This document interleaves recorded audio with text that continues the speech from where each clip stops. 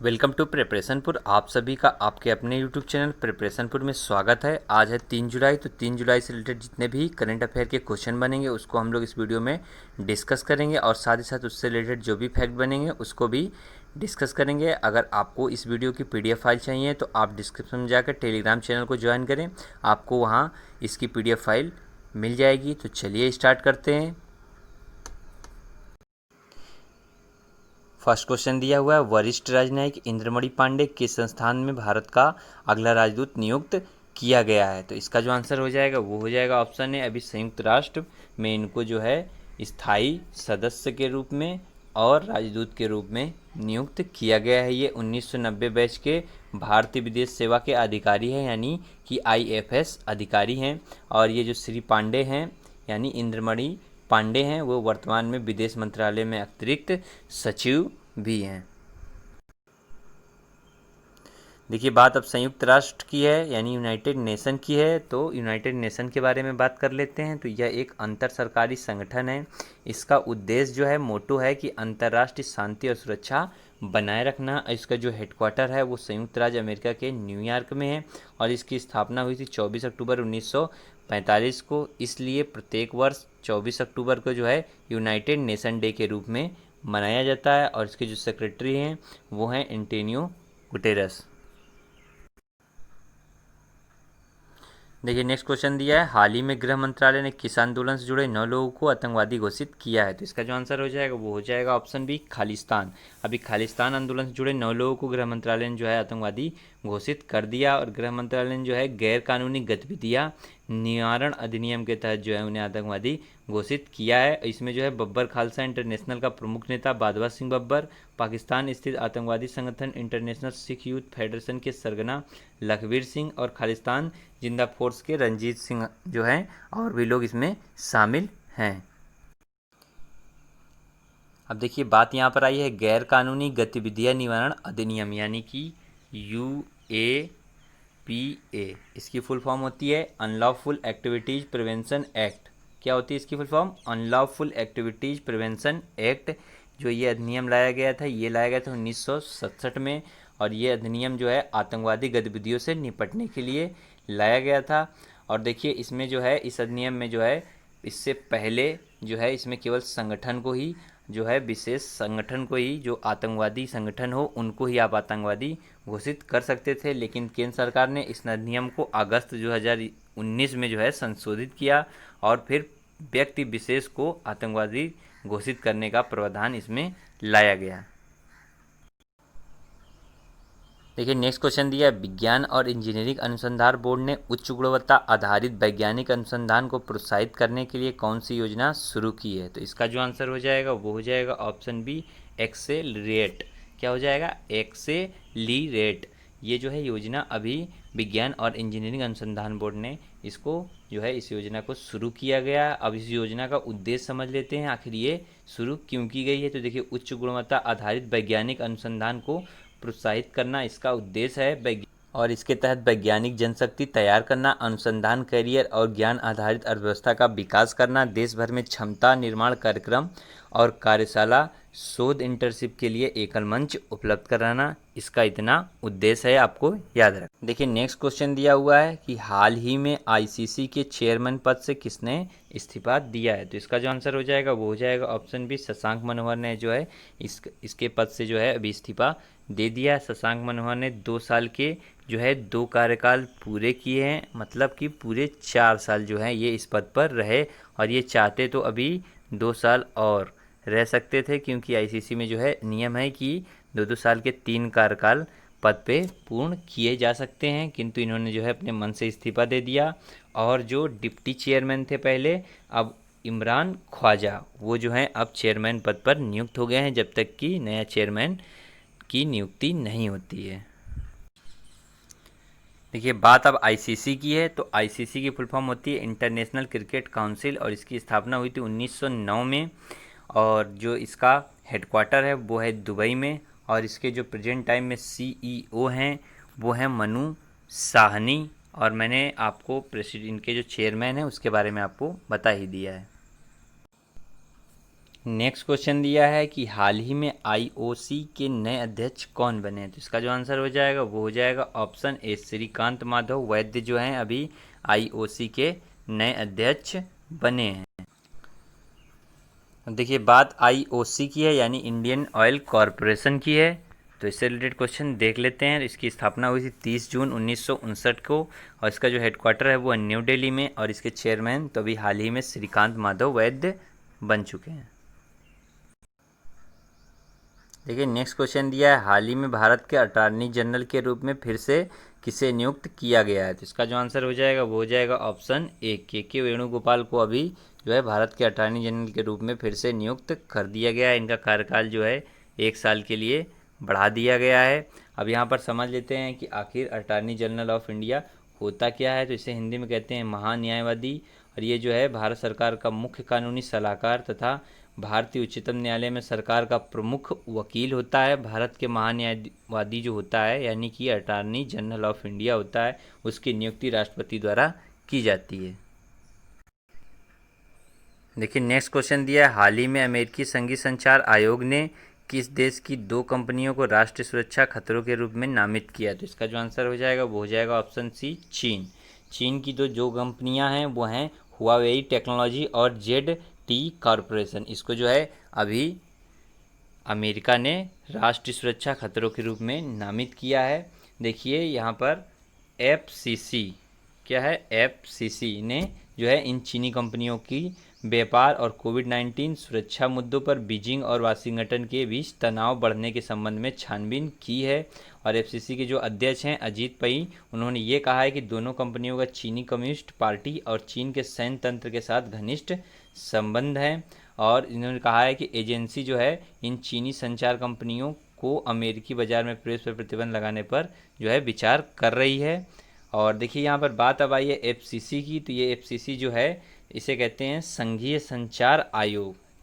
क्या होता है, संघीय संचार आयोग, जिसकी जो है ये अमेरिका की जो है एक स्वतंत्र एजेंसी है और संयुक्त राज्य अमेरिका में रेडियो, टेलीविज़न, तार, उपग्रह और केबल द्वारा संचार को नियंत्रित करती है। इसकी स्थापना जो हुई थी वो हुई थी 19 जून 1934 को, ये आपको याद रखना है।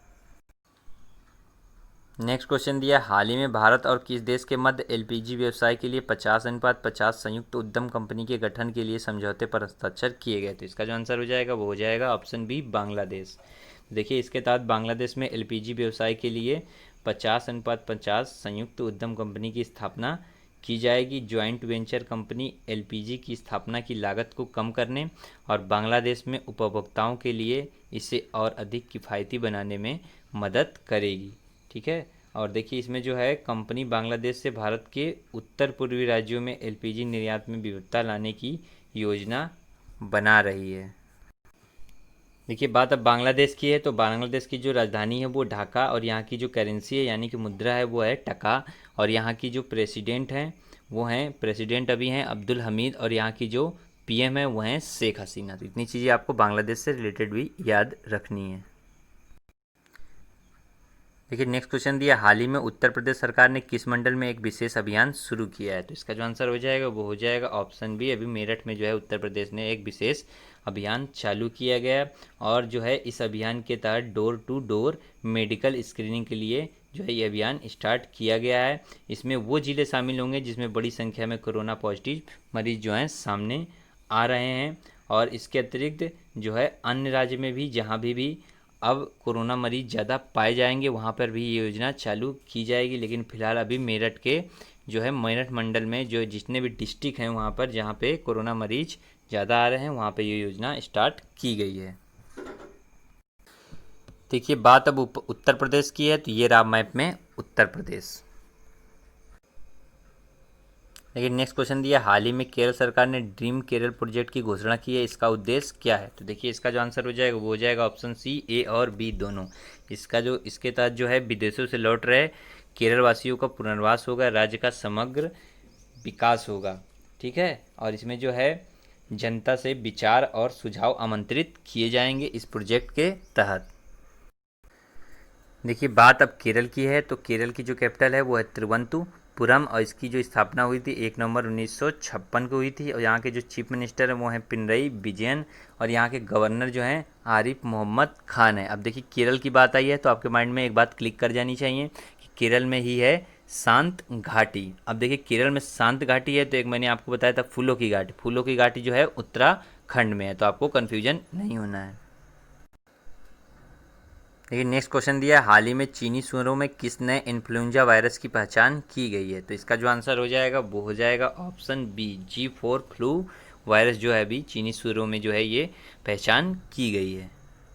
देखिए ये जो वायरस है G4 फ्लू वायरस जो है ये चीनी सुअरों को संक्रमित कर रहा और इसमें जो है एक महामारी को ट्रिगर करने की क्षमता है, मतलब महामारी बीमारी बनने की इसके अंदर क्षमता है। इसमें जो कि स्वाइन फ्लू के वायरस के समान ही जीन है जो 2009 में जो है फ्लू महामारी का कारण बना था।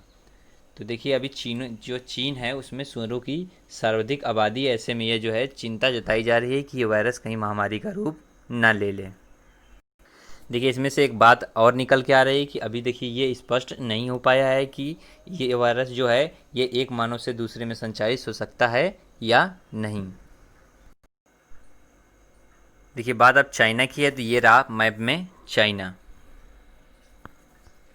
चाइना की जो कैपिटल है वो है बीजिंग और यहाँ के जो प्रेसिडेंट हैं वो है शी जिनपिंग और जो करेंसी है रेनमिनमी। देखिए मैं हर बार आपको ये बताता हूँ कि देखिए अक्सर लोगों में कन्फ्यूजन रहती है कि चाइना की जो करेंसी है वो युआन है। तो देखिए जैसे अपनी करेंसी अपने देश भारत की करेंसी है रुपया और उसका जो पार्ट है वो है पैसा, वैसे ही वहाँ की जो करेंसी ऑफिशियल करेंसी है वो है रेनमिनमी और वहाँ के जो रेनमिनमी करेंसी है उसका पार्ट है युआन। तो अपना आपको याद रखना है।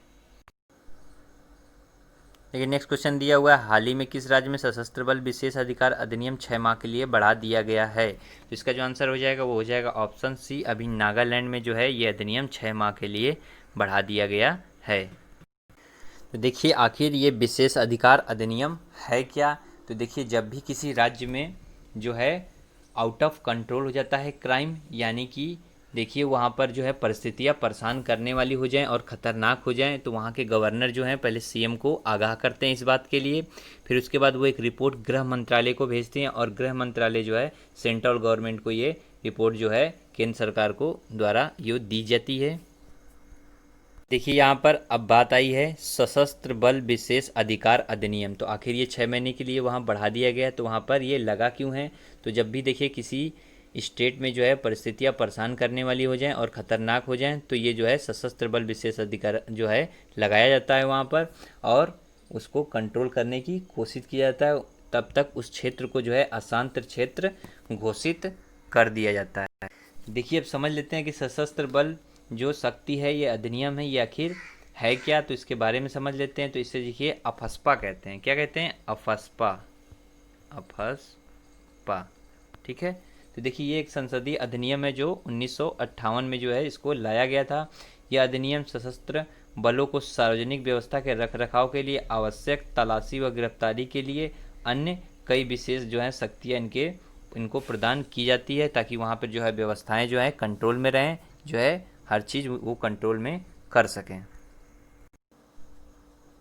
देखिए नेक्स्ट क्वेश्चन दिया विश्व यूएफओ दिवस हर साल किस दिन मनाया जाता है? तो इसका जो आंसर हो जाएगा वो हो जाएगा ऑप्शन सी, 2 जुलाई को जो है अभी विश्व यूएफओ दिवस मनाया गया। ये जो है अज्ञात उड़ान वस्तुओं के संबंध में जागरूकता बढ़ाने के लिए मनाया जाता है, जबकि इसको कुछ लोग जो है 24 जून को भी मनाते हैं, जबकि 2 जुलाई 1947 को रोसेवल ने कथित रूप से यूएफओ देखा था। अब बात देखिए यूएफओ की है, तो आखिर यूएफओ होता क्या है? तो देखिए इस शब्द का जो व्यापक रूप से अलौकिक जो होता है अंतरिक्षयान के लिए किया जाता है। अलौकिक अंतरिक्षयान मतलब कि जब भी हम कोई में अंतरिक्ष में जो है कोई भी वस्तु देखते हैं तो उसको दूर से देख सकते हैं, उसकी पहचान जो है नहीं कर सकते हैं, तो इसीलिए जो है इसी को कहते हैं अलौकिक अंतरिक्षयान यूएफओ।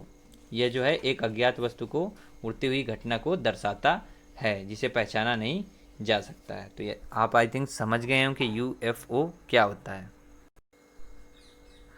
देखिए बात अब इम्पॉर्टेंट डे की है, तो जुलाई से जितने भी रिटर्न इम्पॉर्टेंट डे होंगे उनको हम लोग रिवाइज करेंगे और आपको जो है अभी से ये हैबिट बिल्ड करनी है। अब जुलाई में जब भी कोई डे आएगा आपको शुरू से लेके जितने दिन तक होंगे उतने दिन तक आपको वो रिवाइज करने होंगे। देखिए 1 जुलाई को मनाया गया राष्ट्रीय चिकित्सक दिवस। 1 दिवस मनाया गया राष्ट्रीय डाक दिवस, और 1 जुलाई को मनाया गया कनाडा दिवस, और 1 जुलाई को ही मनाया गया नेशनल यूएसए डाक टिकट दिवस, और 1 जुलाई को ही मनाया गया राष्ट्रीय गिंगर स्नैप दिवस, और 1 जुलाई को ही मनाया चार्टेड अकाउंट दिवस। तो इतना 1 जुलाई से याद रखना है। 2 जुलाई को जो है अभी मैंने हाल ही में आपको बताया अभी कि विश्व यूएफओ दिवस मनाया गया, और 2 जुलाई को ही पड़ता है राष्ट्रीय अनिसेट दिवस। ठीक है, तो इतना आपको याद रखना है। देखिए लास्ट वीडियो मैंने जो आपसे क्वेश्चन पूछा था वो पूछा था हाल ही में किसको आयरलैंड का नया प्रधानमंत्री नियुक्त किया गया। तो इसका जो आंसर था वो था ऑप्शन ए, माइकल मार्टिन को जो है अभी आयरलैंड का नया प्रधानमंत्री नियुक्त किया गया है। इसके बारे में काफ़ी लोगों ने जो है कमेंट करके बताया और उसके बारे में भी लिखा है। तो आपको भी ये हैबिट बिल्ड करनी है। Next question of the day है आपके लिए, उत्तर प्रदेश के किस क्षेत्र के लिए हर घर जल परियोजना का शुभारंभ किया गया है। तो इसके बारे में आपके जो है लिखना है और साथ ही साथ इसका आंसर भी कमेंट करना है। जो टॉप 3 में आएंगे उनके जो नेम है वो नेक्स्ट वीडियो में हम लोग अनाउंस करेंगे। देखिए लास्ट वीडियो मैंने जो क्वेश्चन पूछा था उसके क्वेश्चन ऑफ द डे के टॉप 3 रैंक होल्डर हैं वो हैं सौरभ सिंह फर्स्ट पे, सेकंड पे हैं अभय यादव और थर्ड पे हैं विशाखा यदुवंशी। तो तीनों लोग को बहुत बहुत कॉन्ग्रेचुलेसन। ठीक है, तो आपको अगर ये वीडियो पसंद आ रही हो तो चैनल को सब्सक्राइब करें, लाइक करें, कमेंट करें, शेयर करें, बताएं कि कैसा आपका वीडियो लगा। ओके, आज के लिए इतना रखेंगे। Thank you.